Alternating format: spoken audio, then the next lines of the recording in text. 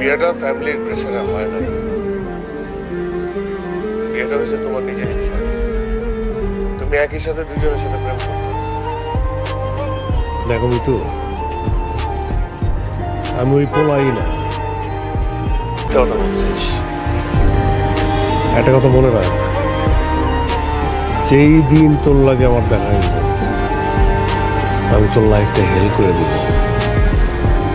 আমি তোর লাইফটা হেল করে দেব। আমার লাইফ হেল করবে না, এখন নিজের লাইফ হেল করে এখানে পড়ে আসো, আর আমি আর আমার হাজবেন্ড আসছি এখানে তোমাকে হেল্প করার জন্য। আমি একটা জিনিস রিয়েলাইজ করছি জানো, শাওনকে বিয়ে করাটা আমার লাইফের বেস্ট ডিসিশন ছিল। ও আমাকে অনেক ভালো রাখছে, ও আমাকে অনেক ভালোবাসে, আর ওর ভালোবাসার কাছে তোমার ভালোবাসাটা হেরে গেছে। লাইফ কত অদ্ভুত, তাই না?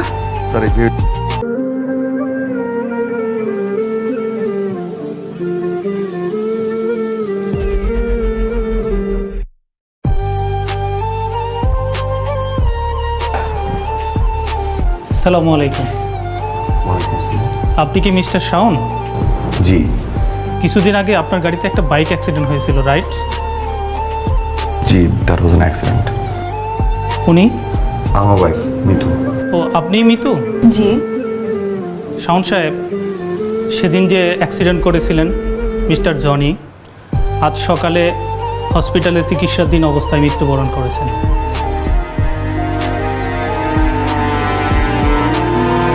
মৃত্যুর আগে তিনি আমাদের কাছে একটা স্টেটমেন্ট দিয়ে গিয়েছিলেন। সেখানে তিনি উল্লেখ করেছেন আপনার স্ত্রী মিতু তার সাবেক প্রেমিকা।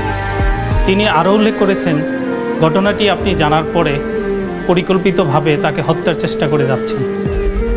সেই হত্যার চেষ্টার অংশ হিসাবে আপনি সেদিন পরিকল্পিতভাবে তাকে গাড়ি চাপা দিয়েছেন।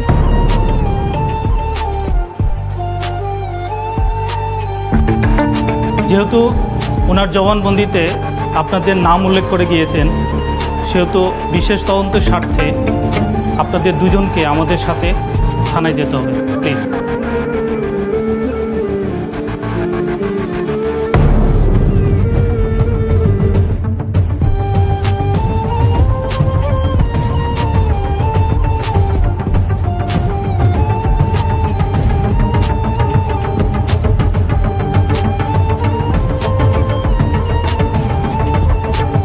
কি চমকায় গেলেন?